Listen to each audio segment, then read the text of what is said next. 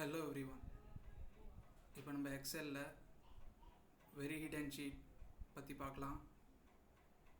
அதுக்கு முன்னாடி யாராவது சப்ஸ்கிரைப் பண்ணலன்னா சப்ஸ்கிரைப் பண்ணிக்கோங்க, ஆல் நோட்டிஃபிகேஷன்ஸ் எனேபிள் பண்ணிக்கோங்க, லைக் அண்ட் ஷேர் பண்ணுங்கள். ஃபார் எக்ஸாம்பிள், இப்போது இந்த அட்வான்ஸ்டு ஃபில்டர்ன்ற இந்த ஷீட் ரைட் கிளிக் பண்ணி ஹைட் பண்ணிடுறேன். இப்போ ஏதாவது ஒரு ஷீட்டை ரைட் கிளிக் பண்ணி அன்ஹைட் அப்படின்னு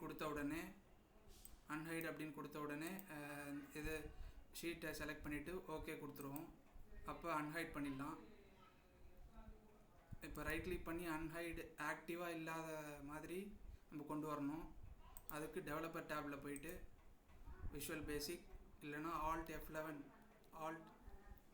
F11 ஷார்ட்கட் கீ யூஸ் பண்ணி வியூவில் போயிட்டு ப்ராஜெக்ட் எக்ஸ்ப்ளோரர் கண்ட்ரோல் ஆர், வியூவில் போயிட்டு ப்ராப்பர்ட்டிஸ் விண்டோ F4,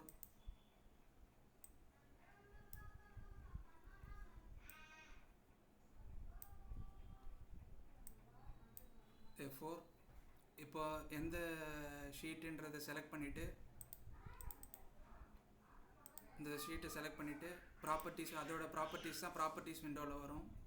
விசிபிள்ன்றதை செலக்ட் பண்ணிவிட்டு ஷீட் வெரி ஹிடன் அதை செலக்ட் பண்ணிவிட்டு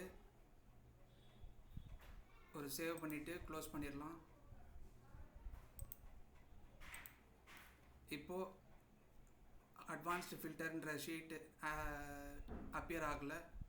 ஏதாவது ஒரு ஷீட்டை ரைட் கிளிக் பண்ணி அங்கே பார்த்தா அன்ஹைடுன்றது ஆக்டிவாக இல்லை. சப்போஸ் இதை ஹைட் பண்ணுறோம், ரைட் கிளிக் பண்ணி அன்ஹைட் பண்ணாலுமே கூட அந்த லிஸ்ட்டில் அட்வான்ஸ்டு ஃபில்டர்ன்ற ஷீட் நேம் இல்லை.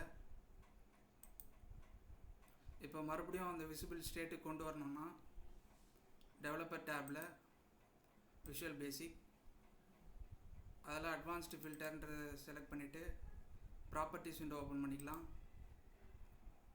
விசிபிளில் ட்ராப் டவுன் ஓப்பன் பண்ணி ஷீட் விசிபிள் அதை செலக்ட் பண்ணிவிட்டு ஒரு வாட்டி சேவ் பண்ணிவிட்டு க்ளோஸ் பண்ணிடலாம். இப்போ VBA எடிட்டர் க்ளோஸ் பண்ணிடலாம். இப்போ அட்வான்ஸ்டு ஃபில்டர்ன்ற ஷீட் ஆக்டிவாக வந்துடுச்சு.